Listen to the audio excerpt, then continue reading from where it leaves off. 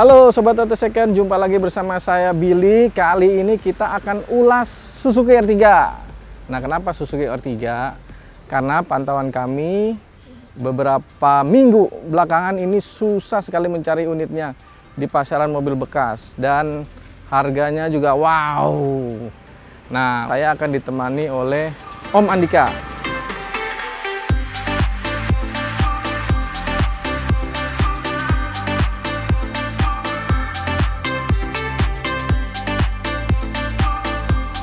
Halo bro, Hey, apa kabar? Om Andika. Nah, teman-teman pasti udah familiar sama Om Andika. YouTube-nya Auto Product. Nah, jangan lupa mampir ya di channel YouTube-nya Auto Product, jadi Iya. Auto Tips. Oke, Om Andika, mantau juga kan pergerakan R3 ya, tiba-tiba jadi agak gaib. Ya, yang lain juga dicari ya, cuman R3 ini susah banget nyarinya. Dan gue juga sering lihat di komunitas R3 ini, itu ternyata ya karena apa namanya membernya juga ada yang orang di luar pemilik R3 yang lagi nyari R3 itu banyak banget. Iya. Harganya juga lumayan banget sekarang. Lumayan ya sekarang ya. Jadi kalau akhir tahun lalu itu Brezza mungkin masih ada yang di angka 135 jutaan. Wah, sekarang udah susah banget. Apalagi pasca Desember, Januari dan menjelang sekarang ini. Jadi sebulanan terakhir ini susah banget carinya. Ini baru dapat 2017 harganya 145. 145. Ini waktu gue beli 2 tahun lalu, ini tahun 2017 bulan 5 itu harganya masih 164. Sebenarnya masih 166, cuman kebetulan gue dapat diskon 2 juta ya dapatnya 164. Mungkin sekarang beda lagi kali ya harganya ya. Ya, jadi kalau belinya 2 tahun lalu emang pernah tinggi terus turun, terus naik lagi. Naik lagi. Wow. Grafiknya begitu. Nah, bisa gitu ya. Mungkin karena R3 ini nyaman kali ya, orang jadi orang pada suka, pada nyari. Ya, nanti kita bahas per detailnya ya. Tadi itu background bagaimana hunting R3 ini agak susah. Jadi ada kali sekitar 2 minggu nyari. 2 minggu. Ke sentra-sentra mobil bekas juga susah sekali. Dan kebanyakan itu sudah yang pegang showroom. Tahu kan harganya kalau showroomnya. Malah kita lebih susah nyari di usernya ya, yang pemakainya langsung. Usernya jarang ya. kayaknya udah dibeli. Oh iya. Kayaknya udah di target sama pedagang kali ya mereka. Ya, itu. kenapa bisa begitu? Nah, ntar kita bahas ya.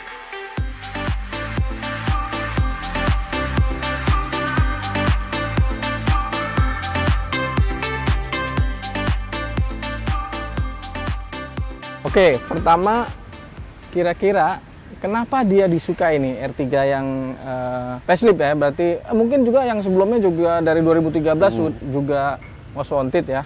Ya, mungkin gini ya, kalau menurut pandangan gue yang udah pakai R3 udah sekitar 4 tahunan lah. Ini sebelum ini gue juga pakai GX.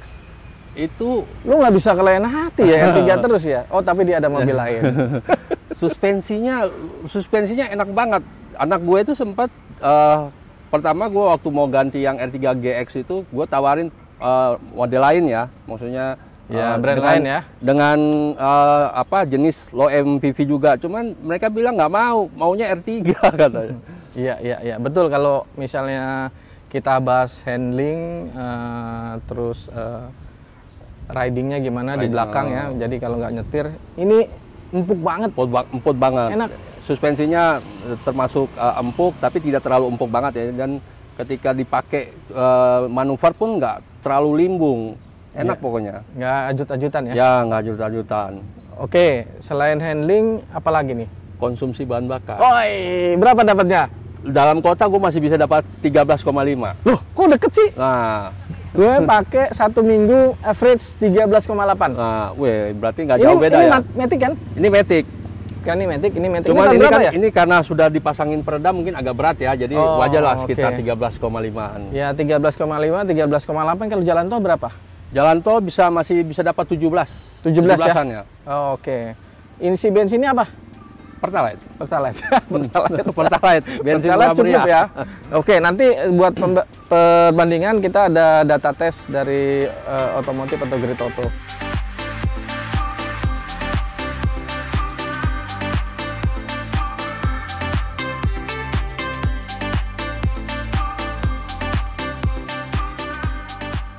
Oke, selain konsumsi, mungkin perawatan?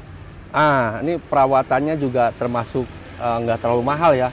Kayak misalnya kita ganti filter udara itu kalau harga di dealer itu spare partnya harga bengkel resmi ya? Ya, bengkel resmi itu 100.000, itu belum dapat diskon ya. Kita biasanya bengkel ada promo. Ada diskon, ada promo. Terus kalau ganti oli paling nggak nyampe sih 500.000, udah filter olinya diganti, olinya dapat. Olinya apa sih? SAE Oli berapa? SGO dia 5W30. Oh 5W30, cukup encer juga ya. Terus apa lagi? Kampas rem sekitar 200 ribuan lah. 200 ribuan? 260-an kalau nggak salah. Itu ya. brake pad depan? Ya, depan. Kalau belakang? Belakang tuh belum pernah ganti, jadi belum nggak tahu harganya. Nanti ya, tenang. Nanti kita akan kita tulis ya juga. listnya beberapa komponen yang fast moving. Nah sekarang yang nggak fast moving, kayaknya lumayan ya. Ada harganya nih. Ya. Nah, drive shaft gimana? Iya. Asroda? Asroda itu untuk Matic sekitar 1,9. 1,9 untuk yang Matic ya? Matic. Yang manual lebih mahal, sekitar 2,7 kalau nggak salah ya. Nanti harganya bisa Anda lihat di bawah. Katanya yang manual itu lebih tahan gitu. Ya, mungkin konstruksinya juga beda katanya sih. Iya. Dia kalau nggak salah sedikit lebih panjang. Oh lebih panjang ya? Oke, yang agak mahal lagi apa nih? Rakstir. Oh iya, Rakstir. Nah, Rakstir tarikan depan. Jadi kalau misalnya kita beli mobil itu, salah satunya yang mesti kita cek itu ini nih, Rakstir ini. Harganya soalnya lumayan ya, menguras isi dompet ya. 10 juta ada? Enggak, barunya tuh sekitar 8 jutaan 86 deh kalau nggak salah. 8 juta 86 ribu. 8 jutaan kalau di bengkel resmi ya. Ya, jadi bengkel Rakstir SI nggak dapat terot sama long terot ya? Ya. Itunya aja. Itu udah sama ongkos pasang belum? Itu sudah, itu dua include. Okay. Nah, tapi ada juga yang kalau teman-teman suka ngulik-ngulik gitu ya, di bengkel-bengkel spesialis Rakstir atau kaki-kaki itu ada yang rebuild. Ya, jadi sebenarnya bawaan pun bisa rekondisi ya. Rekondisi. Biasanya kelemahannya itu ada di busing Rakstirnya. Iya. Itu kalau penggantian kalau nggak salah sekitar 1,5 deh. Ya betul, 1,3 sampai 1,5. Cuman keawetannya mungkin sekitar 2 tahun ya. Itu udah lumayan sih ya. Karena dia menggunakan Teflon kan. Ya, Teflon. Ada lagi nggak yang mahal? Apalagi ya yang mahal? Kayaknya terjangkau semua ya. Iya, soalnya di low MPV brand lain tuh ada yang sampai 16 juta harganya.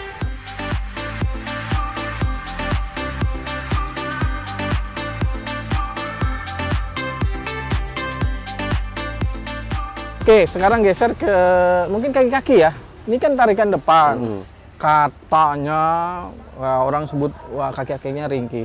Pertama dari shockbreaker ya. Kalau drive shaft tadi udah. Shockbreakernya gimana, Bro?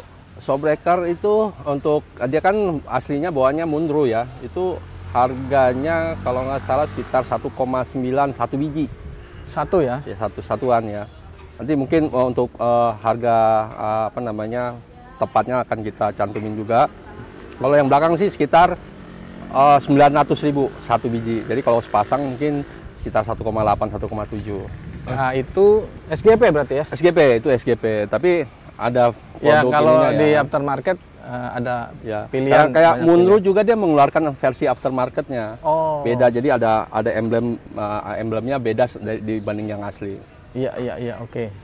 Ada lagi yang lumayan? Salah satu yang sering jadi penyakitnya R3 ini engine mounting sebelah kanan. Itu paling pemakaian sekitar 3 tahun deh. Kalau misalnya kita ngerasa vibrasi di kabin, setir ya? di setir, ya. Nah itu salah satunya dicek engine mounting. Engine mounting yang kanan? Yang kanan. Kenapa yang kanan? Karena kalau menurut informasi yang gue dapat dari pihak Suzuki itu dan pengalaman? Ya. Pernah ganti nggak? Pernah ganti nggak? Pernah. Yang kanan? Oh pernah. Jadi 2 kali R3 ini ganti terus. Oh. Jadi beban di sebelah kanan itu lebih berat dibanding yang kiri. Makanya kenapa yang kanan lebih cepat kena. Oh, beban mesin ya berarti ya? Beban mesin dan ketika dia running itu kan getarannya lebih kuat ya. Iya. Ya, jadi harus segera diganti sih engine mounting karena selain vibration juga posisi mesinnya bisa agak miring ke kanan nih. Gitu. Ditambah kan mungkin kita sering lewat jalan rusak kan. Ya. Betul. Oke, tadi kaki-kaki, sekarang ke transmisi. Nah, karena ini dua-duanya Matic, ada pengalaman apa? Ini waktu gue beli mobil ini kan kilometernya udah sekitar 31.000 ya. Termasuk low kilometer. Termasuk low kilometer. Nah, ketika gue tanya ke teknisi bengkel Suzuki, dia bilang waktu itu gue mau ganti olinya. Terus dia bilang jangan, nggak usah, nanti tunggu 40.000 aja karena penggantian oli itu 40.000 yang untuk kuras ya, kuras ya. Jadi kita sebaiknya nggak usah ganti biasa, sekalian kuras karena untuk sekalian membersihkan sisa-sisa endapan apa di dalam. Jadi bedanya kuras sama ganti, kalau kuras mungkin 10 liter ada nggak? Nggak, kalau kuras mungkin sekitar 3 literan lah, 3,5. Kalau ganti ya, kalau kuras itu kita butuh 10 liter karena dia kan sistemnya ngedorong ya. Ngedorong terus buang yang lama, ngedorong lagi, bilas lagi. Nah, makanya padahal isinya nggak nyampe 10 liter. Jadi disarankan nggak usah ganti, langsung kuras saja setiap 40.000 km. Itu aman lah, insya Allah aman. Itu nominalnya berapa itu? 10 liter? Waktu itu gue karena dapat diskon jadi 1,2, mungkin sekitar ancur-ancur sekitar 1,4 kali ya. 1,4. Itu udah termasuk olinya. Setiap 40.000. Nah, kalau rajin nguras, terawat, ini bisa lifetime dari transmisinya lebih panjang. Ya. Gitu. Nanti kita cantumkan juga kalau teman-teman terpaksa harus overhaul Matic. Suzuki ini berapaan sih? Ya. Tahu nggak berapa kira-kira? Tapi kalau ini nggak gitu mahal sih. Di bengkel resmi belum tahu ya karena belum pernah murah. Kalau bengkel resmi biasanya SI ya. SI. Tapi kalau harganya sekitar 27-28 juta tuh kalau kita ganti. Gue kayaknya bisa cari 12 juta cukup. Nah, tuh. 12 juta udah rapi. Udah rapi. Itu diganti apa direkondisi? Spare part dalamnya diganti. Jadi nggak usah semua sama SI-nya gitu. Ya. Tapi kalau menurut bengkel sih, kalau misalnya yang rusak torque converter bisa kita beli torque converter. Tapi amit-amit jangan sampai lah. Jangan sampai. Yang penting kita perawatannya harus bagus. Perawatannya harus benar.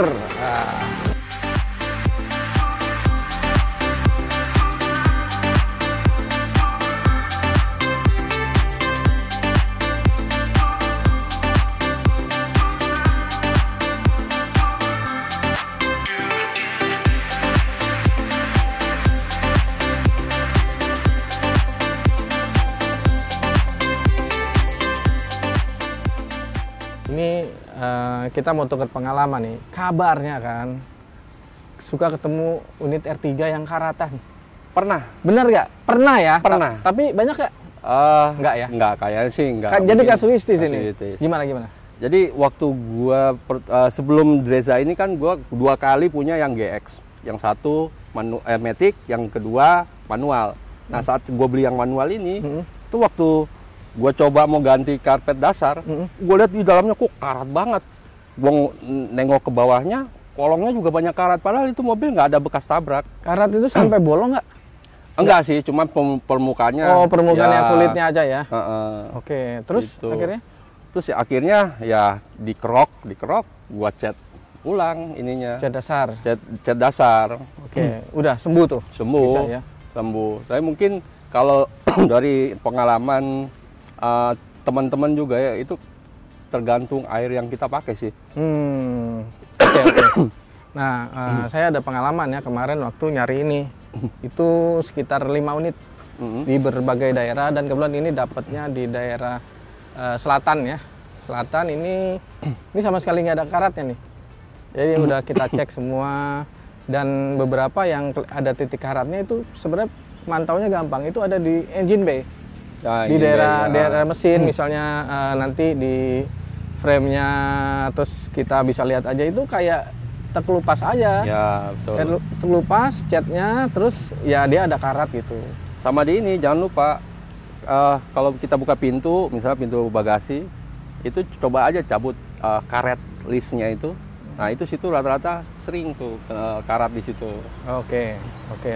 Nah, itu mudah-mudahan teman-teman lebih teliti kalau lagi cari unit ini ya. Om Andika, kita diskusi kalau mau hunting R3, apa aja sih yang harus dicek? Ada potensial problem nggak di situ? Pertama yang gue lihat tentu secara tampilan luar dulu ya.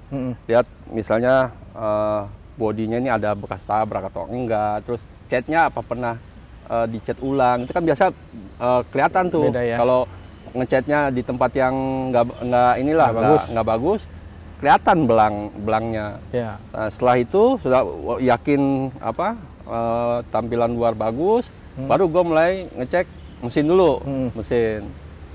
Setelah itu mesin, interior udah aman, semua udah aman, baru gue coba jalan. Ada yang khusus nggak harus diperiksa R3 ini? Maksudnya ya itu tadi biasanya di titik ini kenapa-napa ya? Oh gitu. ya, salah satunya itu kita harus ngecek bekas tabrak apa enggak gitu. Iya. Jadi mulai dari depan ini kan bisa kelihatan nih di engine bay-nya itu ada tulang. Itu kalau bekas tabrak pasti ada bekas lah, walaupun dia nutup pakai dempul gitu kelihatan. Kita kasih lihat ya, Ya. Pas. Ya ini saya juga pengalaman kemarin cari ada sekitar 15 yang saya kontak gitu. Itu sold out. Padahal dari pagi dan lain-lain. Terus akhirnya ketemu cek unit ada 5. Nah 5 ini 2 itu pernah tabrakan. Jadi kap motornya itu silennya udah nggak ada. Jadi kap motornya baru ya. Baru. Ya ketahuan lah gitu kan. Ya. Terus frame-nya ada lubang-lubang titik-titiknya agak penyok sedikit gitu kan ya.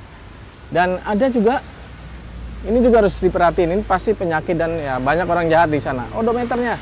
Oh ya, ya benar. Salah satunya. Odometernya jadi gini.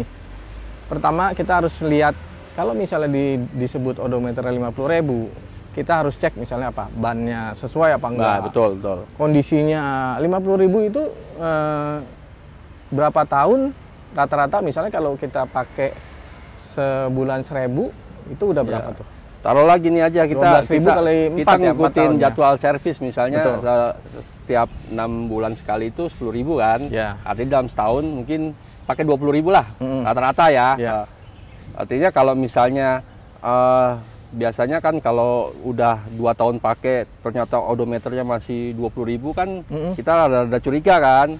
Gitu. Oke. Nah terus lihat buku servis record yang tadi Om Andika bilangin. Ya. Dan jangan malu-malu kalau mau ngecek ke bengkel resmi. Ya, kita tanya aja ke bengkel by phone kayak atau apa gitu. Biasanya mereka akan melayani ya. Sekarang nih harus bawa SNK.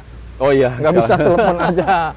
Jadi datang ke sana SA. Nggak bayar sih. Nggak bayar, cek aja bilang, ini mau tahu kapan terakhir kali servis. Riwayat servisnya ya. Kalau misalnya bengkel resminya berbeda, misalnya kalau ini biasa servis di mana? SBT Pulau Gadung. Nah, kalau ini misalnya Citra Seribuana. Nah, kalau nggak ngeling, minta data nasional. Oh iya betul ya. Data nasional pasti ketemu. Ya karena mereka pasti punya jaringan seluruh Indonesia ya. Dan sebenarnya kalau udah punya servis record, maksudnya di buku servis itu kosong, itu juga tanda tanya ya. Karena gini biasanya tipikal orang Indonesia itu mereka servis di bengkel resmi itu hanya waktu masa garansi. Iya. Setelah itu ya udah biasanya servis di luar.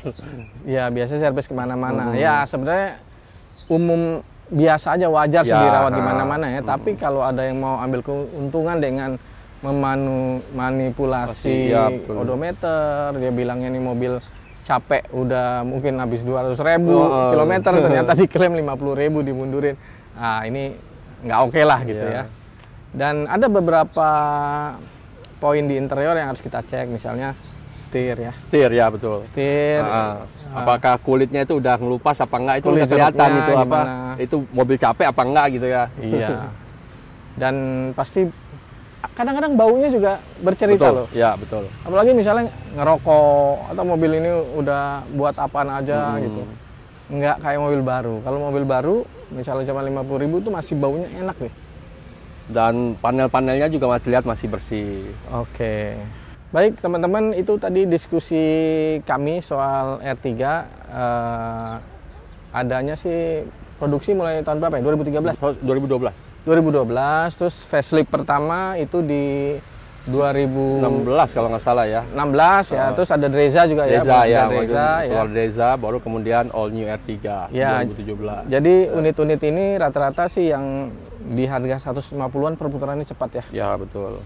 Dan menurut kami ini recommended sih, nyaman dan terjangkau, dan kami berharap teman-teman menemukan unit yang bagus, yang bagus. siap pakai lah, nggak perlu banyak PR. Ya, nah kalau ada pertanyaan, ada masukan, boleh di kolom komen. Kita sekiankan dulu ya. Ya. Oke, teman-teman, terima kasih udah nonton. Salam, jangan lupa like, share, dan subscribe.